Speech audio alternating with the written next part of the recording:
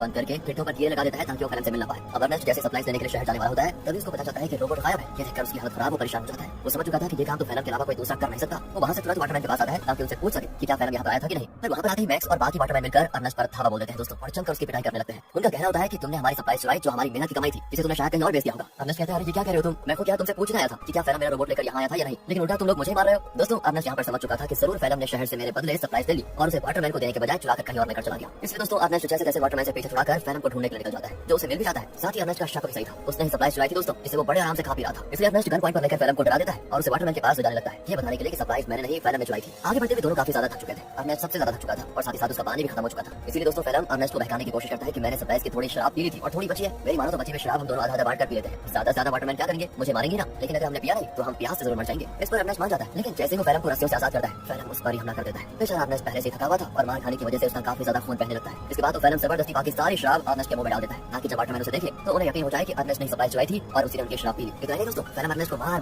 मार कर रोबोट के साथ ही रस्सी से उसको बांध देता है ताकि दुनिया को लगे कि रोबोट ने आउट ऑफ कंट्रोल होकर अर्नेस्ट पर हमला कर दिया, जिससे उसकी जान चली गई। और होता भी ऐसा ही है, बेचारा अर्नेस्ट मारा जाता है दोस्तों। और सभी लोगों को लगा था कि रोबोट ने अर्नेस्ट की जान ली। दोस्तों हमेशा अच्छे लोगों के साथ बुराई क्यों होता है यार। अगले सीन में जेरोम अपने पिता को खोने के बाद बहुत उदास बैठा होता है। वो सारा गुस्सा रोबोट पर उतारकर उसे तोड़ने की कोशिश कर रहा होता है, क्योंकि अभी तो उसने ये मान लिया है कि रोबोट ने उसके पिता की जान ली। लेकिन हम सब जानते हैं कि सच्चाई क्या है। तब वहाँ पर फैलम आकर जेरोम से कहता है रोबोट को तोड़कर क्या मिलेगा, ये आगे चलकर हमारे काम आएगा, इसलिए इसको तोड़ो मत और तुम चिंता मत करो, मैं हूं ना, मैं तुम्हारे परिवार को संभालूंगा, तुम्हारे और मैरी का जिससे ख्याल भी रखूंगा। पता हो दोस्तों घातली मसीहा बनने की कोशिश कर रहा है। अगले सीन में दिखाते हैं कि फैलम मैक्स के पास आकर कहता है मुझे पानी की पाइपलाइन चाहिए ताकि उसकी मदद से मैं अर्नेस्ट की जमीन पर खेती कर सकूं। मैक्स कहता है मैं क्या तुम्हारा कोई नौकर हूं जो तुम कहोगे और मैं कर दूंगा। तो फैलम उसे कहता है कि अच्छा तुम्हें मानना पड़ेगा दोस्त, मानना पड़ेगा। वो दोस्तों उसका चाकू दिखाते हुए कहता है ये चाकू तो याद है तुम्हें, उस दिन जब सप्लाईज लेकर तुम लोगों ने अर्नेस्ट पर हमला किया था तब ये चाकू अर्नेस्ट ने तुमसे ले लिया था और मुझे ये चाकू उसकी बॉडी के पास मिला जिसमें तुम्हारा नाम लिखा हुआ है। सभी जानते हैं कि अर्नेस्ट एक रात पहले सप्लाईज लेकर तुम्हारी और उसकी लड़ाई हुई थी। तो मैं क्या सोच रहा था कि मैं जाकर सभी को ये बात बता देता हूँ कि लड़ाई के दौरान तो मैक्स अर्नेस्ट को नहीं मार पाया, लेकिन अगले दिन जब उसे मौका मिला तो उसने अर्नेस्ट को मार दिया और आरोप डाल दिया रोबोट पर। ये सुनकर मैक्स घबरा जाता है और फैलम की बात मानते हुए कंपनी से छुपाकर एक सीक्रेट पाइपलाइन अर्नेस्ट के खेत में चालू करवा देता है, जिससे दोस्तों खेत को पानी मिलना शुरू हो जाता है। सभी बड़े खुश होते हैं कि यहाँ पर फिर से खेती हो सकेगी। फैलम दोस्तों डेली हल जोतता है ताकि फसल उगा पाए। देखते देखते उसकी मेहनत रंग ला जाती है और खेती में चारों तरफ फसल उगने लग जाती है। इसे देखकर जेरोम और बाकी सभी बड़े खुश होते हैं। साथ ही फैलम और मैरी रिलेशनशिप में भी थे, जिस वजह से मैरी प्रेग्नेंट हो चुकी थी, इसलिए उन दोनों की शादी करवा दी जाती है। शादी से फैलम बड़ा खुश था, लेकिन अंदर ही अंदर उसे ये भी याद आ रहा था कि ये सब अर्नेस्ट का था जो उससे मैंने छीन लिया। आज वो जिंदा होता तो ना ही मैरी से उसकी शादी होती और ना ही ये खेत उसे मिलता। और उसके मरने के बाद फैलम ने उसकी सारी चीजों को दोस्तों अपना लिया होता है, लेकिन ये इंसान यहाँ पर भी नहीं रुकेगा। अभी आप इसके पाप देखिए कितना करता है। अगले सीन में बैंक से कुछ कर्मचारी आते हैं जो फैलम के पैरों तले जमीन खिसका देने वाली बात बताते हैं। इस जमीन पर तुम्हारी फसल होगी है, उस जमीन को अर्नेस्ट ने गिरवी रखा था, वो तो मर गया, इसलिए जमीन बैंक की होती है और इसमें जो फसल होगी है वो भी बैंक के पास ही जाएगी। फैलम कहते नहीं ऐसा नहीं हो सकता, ये बात तुम्हें पहले बतानी चाहिए थी जब यहाँ पर फसल नहीं होगी थी उस समय, और अगर तुम पहले बता देते तो मैं कोई दूसरी जमीन देख लेता। लेकिन दोस्तों बैंक वाले नहीं मानते, वो कहते हैं कि एक हफ्ते के अंदर अगर पैसे नहीं मिले तो इस जमीन को तुम भूल जाना। पिता कहने के बाद वो चले जाते हैं। फैलम तो परेशान हो चुका था कि अर्नेस्ट ने तो मुझे बेवकूफ बना दिया, बेकार करेगा, जमीन तक गिरवी रखिए, बताओ अब पैसों का बंदोबस्त कैसे कर पाऊंगा। बताओ दोस्तों ये तो वही बात हो गई, उल्टा चोर को द्वार को डांटे। खैर अब फैलम जेरोम से कहकर रोबोट ले जाने लगता है। वो कहता है मैं रोबोट को बेचने जा रहा हूं ताकि इससे मेरे पैसों से बैंक वालों का उधार चुका पाऊं। लेकिन दोस्तों फैलम शरीफ आदमी नहीं था, वो रॉबी के पास आता है। वही रॉबी दोस्तों जो काफी ज्यादा करीब है।